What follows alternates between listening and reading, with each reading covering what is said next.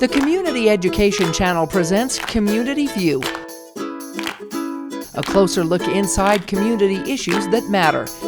It's a glimpse, a preview, bringing public perception to light on local community issues that make a difference. Hello and welcome to Community View. I'm Melissa Anderson. With Washington County continuing to grow at a pace of around 4% or more, the influx of people continues to spread into less populated areas like Hurricane. Because of this, the city of Hurricane is looking at all sorts of changes when it comes to roads and water. With us today to talk about some of these issues is Clark Fawcett, and you are the manager of the city of Hurricane. Welcome, Yes. Clark. Thanks for being on the show today. Okay, it's good to be here. Now tell us, how long have you been the city manager? I've worked for the city for 36 years, but I've been there 29 as city manager. So you've seen all sorts of growth in and out, and that's what we're talking about. Tell us about the growth and what the population was when you started and what it is now. It was just a little under 4,000 when I started, and we're a little over 20 now. So it's gone up quite a few times since then, and a lot of developments. I drive around the community and look and think, that wasn't here when I first started. So what I've heard is that that's where all the growth is going to go, and that Hurricane will actually be the biggest city in Washington County. Well, I don't know about that, and I hope I don't live to see it that big, but at the same time, we do have a lot of open space. So it's a lot to manage. Now, just recently, you went through a water increase. Tell us a little bit about that and how that impacts residents.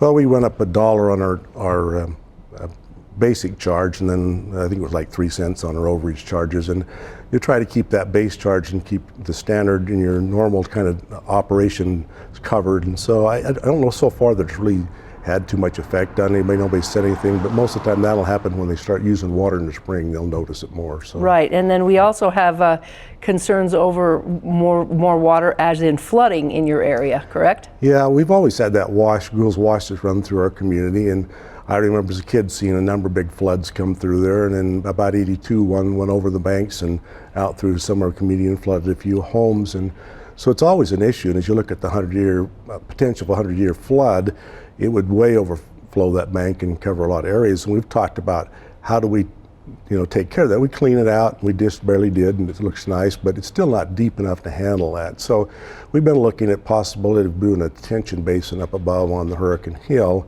and being able to put a place up there where we could dam it off and hold back those waters and release them on a lesser amounts that would be contained in the wash. And it's been several years we've been working on it. They've been doing some studies, have a meeting tonight on a kind of a scoping meeting for people to come in and make comments on, but we really hope that potential will come through. We're working with the NRCS and hopefully get some funding to be able to build that.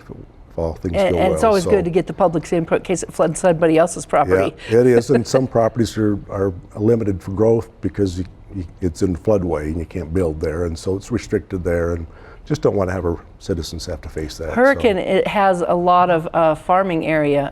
There was peaches, there's all sorts of things growing out there. Yeah, as a kid I hauled hay and picked peaches and apples and pears and whatever, and there were a lot of orchards there, and most of those are gone. There's still a few. You get up on the hill and look at it, it still looks like a farming community, but there's a lot less property, and there's a few new orchards that have come in, but it's more limited.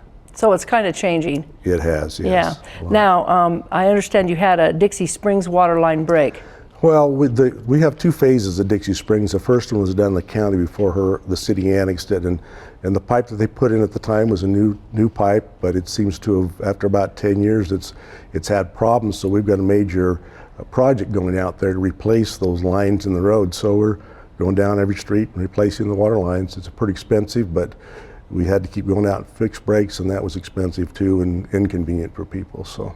Let's talk a little bit about roads, because I know that with the population increasing, there's some talk to expand off of SR9 and maybe connect this direction towards St. George.